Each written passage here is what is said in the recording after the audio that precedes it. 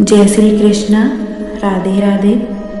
आज हम सुनने वाले हैं भगवद गीता के अध्याय 6 ध्यान योग की कथा, जिसकी शुरुआत होती है कुरुक्षेत्र के मैदान से, जहाँ चारों ओर सेनाएं खड़ी थीं। शंख बज रहे थे, लेकिन इस विशाल युद्ध भूमि में एक और युद्ध शुरू हो चुका था। वह था अर्जुन के मन में। अर्जुन रथ पर खड़ा था, हाथ में गांडीव था, लेकिन उंगलियां कांप रही थी। उसकी आंखों में दुश्मन नहीं दिख रहे थे, उसे दिख रहा था अपने ही विचारों का तूफान। अर्जुन ने श्री कृष्ण से कहा, हे केशव, आप कर्मयोग और ज्ञान योग की बात कर रहे हैं, लेकिन मेरा मन, यह मन बड़ा चंचल है।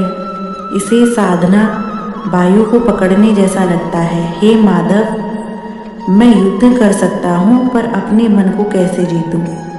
उसकी आवाज में हताशा थी। एक महान धनुर्धर आज अपने ही भीतर हार रहा था।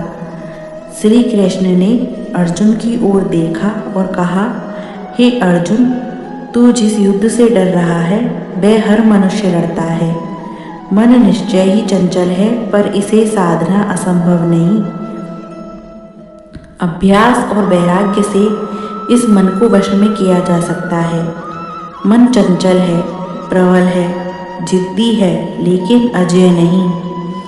फिर श्री कृष्ण ने अर्जुन को ध्यान की एक सुंदर तस्वीर दिखाई, जो थी एक योगी की। एक ऐसा योगी जो न अधिक खाता है और न ही बिल्कुल उपवास करता है, न अधिक सोता है और न ही रात भर जागता है। वह योगी एकांत में बैठता है, वन के बीच, शांत और स्थिर, रीढ़ सीधी, श्वास स्थिर और मन धीरे धीरे आत्मा में विलीन। यही है ध्यान अर्जुन, यही है स्वयं पर विजय। जिसका मन शांत है, इच्छाएं शांत है, वही सच्चा योगी है। फिर श्री कृष्ण ने जीवन का सबसे बड़ा सत्य कहा, अर्जुन, जिसने अपने मन को जीत लिया उसके लिए मन मित्र है, और जिसने मन को नहीं जीता उसके लिए मन सबसे बड़ा शत्रु। अब अर्जुन समझ गया कि दुश्मन सामने नहीं, भीतर बैठा है। युद्ध बाहर नहीं, भीतर है। अर्जुन ने आगे पूछा, हे कृष्ण, अगर कोई योगी के मार्ग पर चलकर बीच में भटक जाए तो?